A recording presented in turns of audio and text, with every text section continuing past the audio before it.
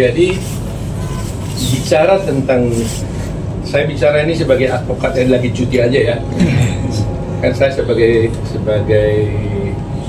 advokat berdasarkan undang-undang, ketika saya menjadi pejabat negara, saya wajib cuti profesi. Ya, tetap advokat, tetapi tidak menjalankan tugas sebagai advokat. Jadi karena ini menyangkut soal persidangan-persidangan, mungkin lebih tepat kalau saya bicara sebagai advokat ya sudah. Nah, bicara tentang contempt of court, memang ini kita kenal nih.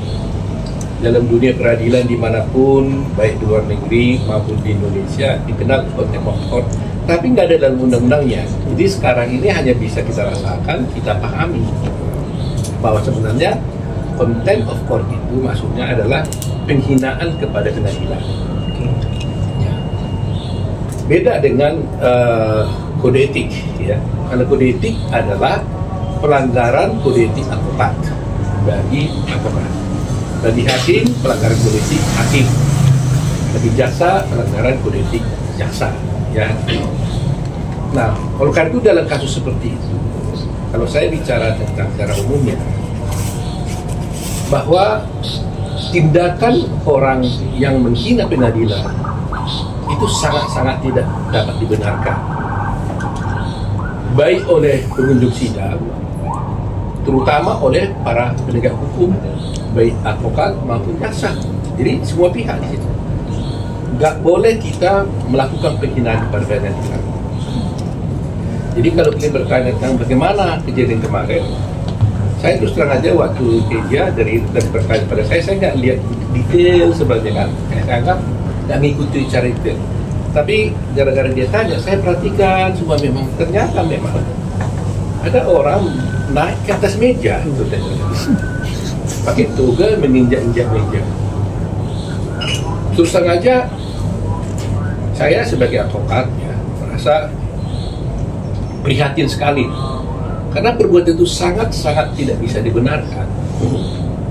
Ya, selain pertama dia itu kan tidak sesuai dengan profesi advokat itu sendiri.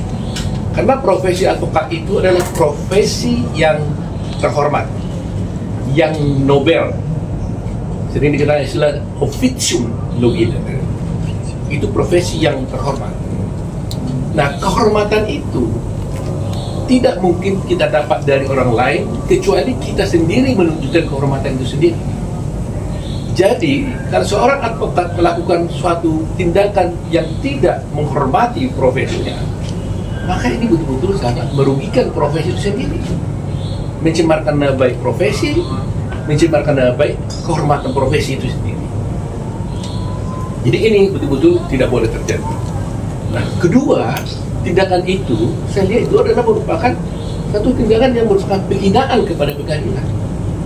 Kalau kita tidak lagi menghormati pengadilan, pasti kita akan mengalami suatu degradasi penegakan hukum, ya kan? Nah, itu sebabnya juga seorang hakim juga kan dituntut juga untuk dia bisa memimpin persidangan itu dengan baik, ya kan? Bahkan hakim juga bisa mengeluarkan orang dari luar persidangan. Ya, ini kewibawaan seorang hakim di dalam pengadilan. Nah, jadi kalau kalian bertanya ada kejadian bahwa seperti itu di dalam ruang persidangan, dengan tegas saya menyatakan bahwa itu sangat tidak dapat dibenarkan. Dan sangat dibenarkan, merugikan profesi advokat, merugikan kewibawaan pengadilan, dan tentu juga merugikan para pencari keadilan. Itu yang ingin sampaikan dalam keadaan seperti itu. Ini kan anggaplah hal yang sangat memalukan, ya, Bang. Menghilangkan marwah pengadilan, profesi juga segala macam gitu. Hal-hal memalukan saja, merendahkan ya. Merendahkan profesi advokat itu sendiri. Oke, ini kan personal yang dilakukan secara personal. Loh iya tentunya. Untuk bukan oknum ya, untuk orang tersebut, lawyer tersebut, hal apa sih Bang selain untuk diputus dikeluarkan dari keorganisasian ya Bang gitu loh. Kalau aturan umumnya dalam dunia profesi advokat dimanapun, ya kan, karena organisasi advokat itu kan dibuat berdasarkan undang-undang advokat. Oleh karena itu, seperti kita beradi umpamanya, itu ada mandat untuk membentuk Dewan Kehormatan. Ada juga mandat membentuk komisi pengawas. Dewan Kehormatan itu bertugas mengadili atau memeriksa suatu perkara kode etik yang dilaporkan kepadanya. Jadi dia hanya bisa memeriksa apabila ada pengaduan. Komisi pengawas itu bisa bertindak apabila dia lihat ada advokat yang bertindak diduga melakukan suatu pelanggaran, dia bisa langsung memanggil orang itu, ya kan? Baru setelah itu bisa juga akhirnya dia membawa itu kepada Dewan Kehormatan. Tetapi persoalan ini sekarang kan tidak hanya di dalam organisasi advokat, ini kan di pengadilan. Jadi sebenarnya yang harus kita pertanyakan kepada pengadilan, bagaimana sikap pengadilan terhadap hal yang seperti ini. Itu yang menjadi pertanyaan kita. Nah, ini mungkin terjadi akibat daripada terus terang aja soal perpecahan-perpecahan advokat ini, sehingga banyaknya advokat-advokat yang ada sekarang yang menimbulkan ketidakpastian terhadap penegakan hukum terhadap pelanggaran-pelanggaran seperti ini. Contoh, kalau dulu pertama kali Peradi saya dirikan, jelas itu Ketua Mahkamah Agung Pak Bagirmanan dilanjutkan oleh Pak Haripin Tumpah Ketua Mahkamah kemudian itu menyatakan bahwa untuk bisa beracara di pengadilan harus memiliki kartu pengenal advokat yang dikeluarkan oleh Peradi. Nah, jadi kalau ada orang melanggar kode etik di sana, melanggar hukum, kalau Peradi menghukum dia mencabut izinnya, otomatis dia tidak bisa lagi berperkara di pengadilan. Itu. Dan di mana-mana juga seperti itu. Lisensinya dicabut, selesai. Sehingga kewibawaan organisasi itu terlihat. Dan itu membantu proses persidangan di pengadilan. Karena dengan kewibawaan organisasi advokat, maka pengadilan pun akan menjadi terhormat. Karena dijaga oleh organisasi advokat yang kuat. Nah, kalau organisasinya tidak seperti sudah seperti ini, terjadi seperti ini, bagaimana? Bagaimana tindakan pengadilan? Karena kewenangan pengadilan hanyalah terbatas kepada penyumpahan advokat. Jadi umpamanya organisasi advokat mengangkat seseorang advokat, kemudian diajukan ke pengadilan untuk bersumpah di pengadilan tinggi. Karena undang-undangnya mengatakan seorang advokat sebelum menjalankan tugasnya, dia wajib bersumpah di pengadilan tinggi. Hanya satu pasal ini, campur tangan pengadilan kepada dunia advokat ini. Nah, dulu yang boleh mengajukan penyumpahan itu hanya Peradi. Nah, sekarang yang boleh mengajukan penyumpahan seluruh advokat. Nah, seandainya ada yang melanggar seperti menghina pengadilan, oleh organisasinya itu mencabut izinnya umpamanya, kemudian orang ini pindah ke organisasi advokat yang lain, kan nggak bisa diapa-apain juga, tetap dia bisa beracara. Yang lebih parah sekarang ini ada tendensi advokat setelah diangkat oleh satu organisasi advokat, kemudian disumpah oleh pengadilan tinggi, lantas dia kan bisa beracara, kemudian melanggar satu seperti ini, melakukan penghinaan pengadilan, dia menyatakan keluar dari semua organisasi manapun dia ada. Umpamanya dia menjadi organisasi, masuk di organisasi X, dia bilang saya keluar dan tidak mendaftarkan dirinya sebagai advokat sebagai anggota daripada organisasi itu. Bayangin, siapa yang mengawasi dia? Ini yang betul-betul sangat berbahaya. Jadi ada satu individu mengaku diri sebagai penegak hukum, tidak terdaftar di organisasi advokat manapun, dia bebas berkeliaran melakukan perbuatan hukum apapun. Dan kalau dia menipu kliennya, dia tidak ada satu orang pun yang bisa menindak dia. Itu mengerikan. Karena itu tendensinya sekarang. Dia bilang, ngapain saya daftar jadi advokat organisasi apapun? Supaya saya bebas berbuat apa saja. Nah, ini yang berbahaya. Itu legal bang, dalam bang. Kenyataannya, faktanya banyak.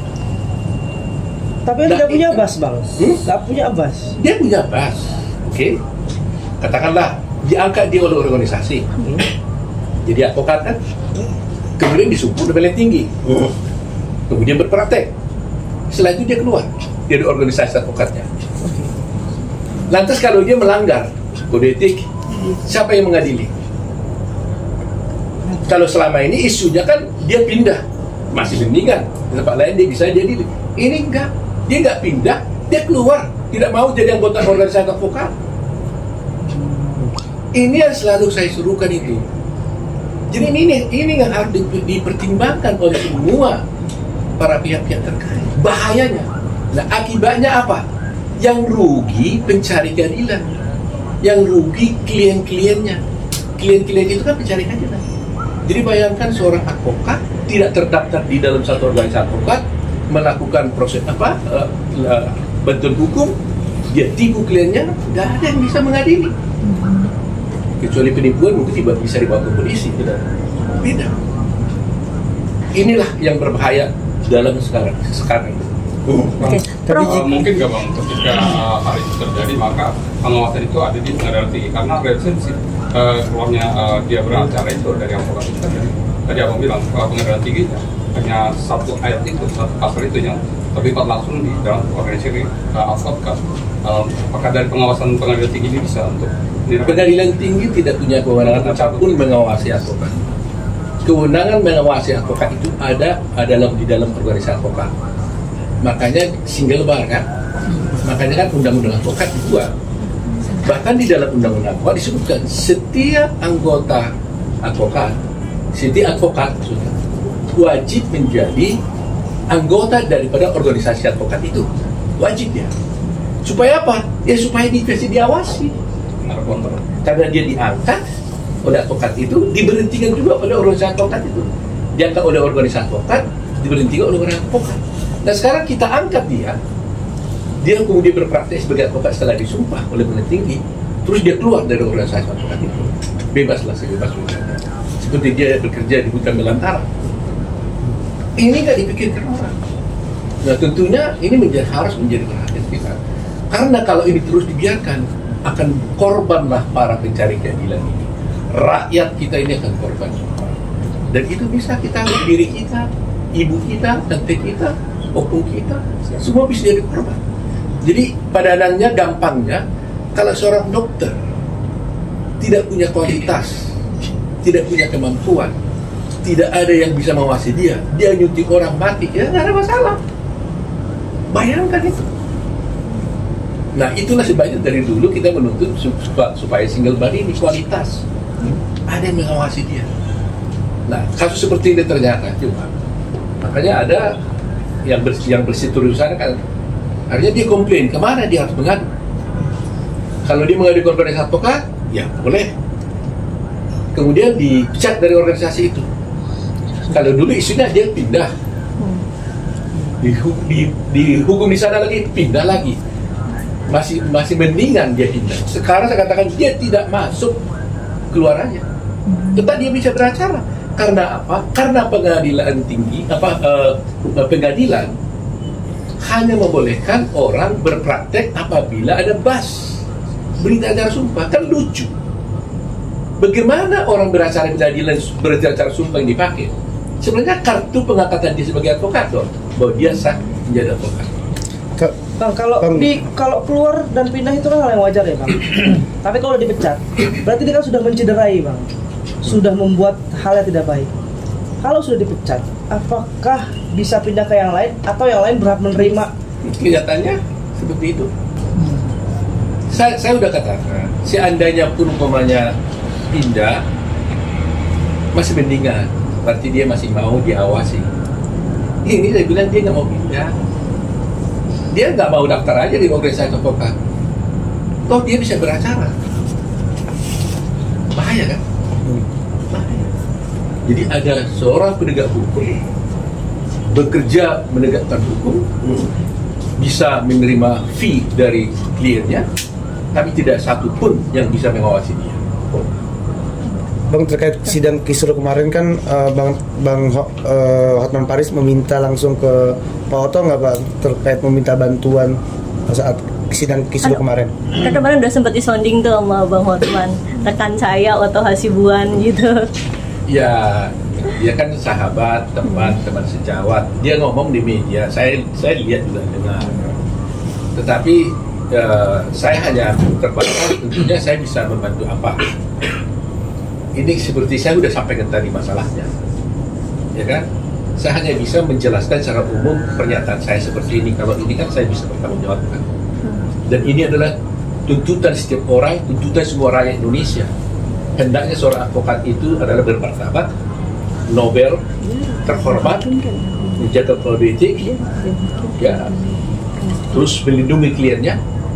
Itu tugas seorang advokat. Dan wajib untuk menjaga kehormatan martabat pengadilan. Kita ini udah puluhan tahun jadi advokat ya. Saya bisa paham. Kadang-kadang kita pun banyak juga hakim. Yang namanya bersidang kan selalu ada perbedaan pendapat. Bisa juga kita jengkel, bisa, saya paham. Tetapi apapun yang terjadi, kami ini tidak pernah berani berbuat seperti itu. Nggak pernah. Dan tidak akan berani. Bahkan yang paling parah pun, yang paling serius pun kita lakukan, paling kita walk out. Kalau kita tidak setuju dengan suatu sikap pengadilan, paling kita walk out. Dan walk out pun kita harus terhormat. Kita sampaikan, Pak Hakim, kami tidak sependapat dengan ini. Oleh karena itu demi kepentingan klien kami, dalam pembelaan kami, bla bla bla, saya dengan ini mohon dengan hormat kami meninggalkan persidangan. Itu pun sebenarnya sudah sangat berat hati kita lakukan itu. Tapi tetap dengan hormat. Tidak boleh tuduh-tuduh kau begini-begini. Tidak bisa. Karena itu kewajiban pengadilan. Tetapi ini, saya juga tentunya mengharapkan supaya pengadilan juga menjaga kehormatan itu. Nah, dalam seperti ini ya, kalau Anda bertanya bagaimana menyelesaikannya, harus kita kembalikan kepada pengadilan. Prof, oknum tersebut malah melaporkan hakim ke yudisial dan MA. Boleh minta pendapatnya nggak, Prof? Ya, kalau orang melaporkan haknya, soal siapa nanti yang benar kan nanti komisi yudisial yang akan memeriksa. Tapi kalau orang melapor, kalau dia merasa seseorang hakim diduga melakukan suatu pelanggaran, memang jalurnya dia harus melaporkanlah kepada komisi yudisial. Dia tidak bertindak naik di atas meja, tapi pergi ke komisi yudisial. Ada satu contoh kasus dulu ya. Bila mudah-mudahan saya tidak lupa, itu kasusnya di Jakarta Utara juga. Ketua pengadilannya itu sekarang udah marhum mungkin, Sarif Wiono, Ketua Pengadilan Negeri, masih ingat kan itu? Ada sesuatu pengacara di sana, menurut dia itu atau gimana lah ya, menganggap itu penghinaan pengadilan. Dia telepon saya sebagai ketua umum Radi pada waktu itu. Dia telepon, waktu gimana ini? Buatlah pengaduannya Pak. Saya bilang, dia buat. Kita proses itu. Itu benar gitu. Nah, kalau kita tidak tindak dia, selesai. Dia tidak bisa apa-apa lagi. Nah, tapi dengan sekarang ini saya yakin pengadilan akan mengalami kesulitan. Sulit mungkin buat dia apa? Kita tunggulah ya, itu bukan ranah saya. Kalau udah Mahkamah Agung kan nggak boleh lah, kita tulis ranah Mahkamah Agung, pengadilan ranah pengadilan. Yang boleh hanya sampaikan karena ini memang dalam rangka penegakan hukum, wajib hukumnya saya memberikan penjelasan kepada masyarakat. Apalagi dikejar-kejar sama si KJ ini tiap hari. Kalau kartu anggota bisa dicabut ya Bang? Ya. Mas bisa nggak Bang untuk menghindari hal-hal yang tadi tidak diinginkan itu, dia beracara tapi tidak tahu, nggak punya rumah lah istilahnya seperti itu Bang. Bisa nggak Bang itu dicabut? Harus ditanya kepada pengadilan. Saya nggak boleh komentar karena yang mengeluarkan berita acara sumpah itu adalah pengadilan. Sehingga apakah itu bisa dicabut atau tidak, silahkan tanya pengadilan. Pernah ada kejadian nggak Bang? Selama ini Bang. Ada kasus nggak? Apakah harus dilaporkan dulu? Bas itu bisa dicabut atau tidak sih? Pertanyaan itu sih Bang. Biasanya kalau bas dicabut itu karena ada kepalsuan, ketidakbenaran kan. Umpamanya ada bas yang palsu, bisa saja kalau gitu kan. Ya bisa aja sebenarnya nggak pernah dia disumpah tapi dia bikin keterangan palsu, itu bisa saja.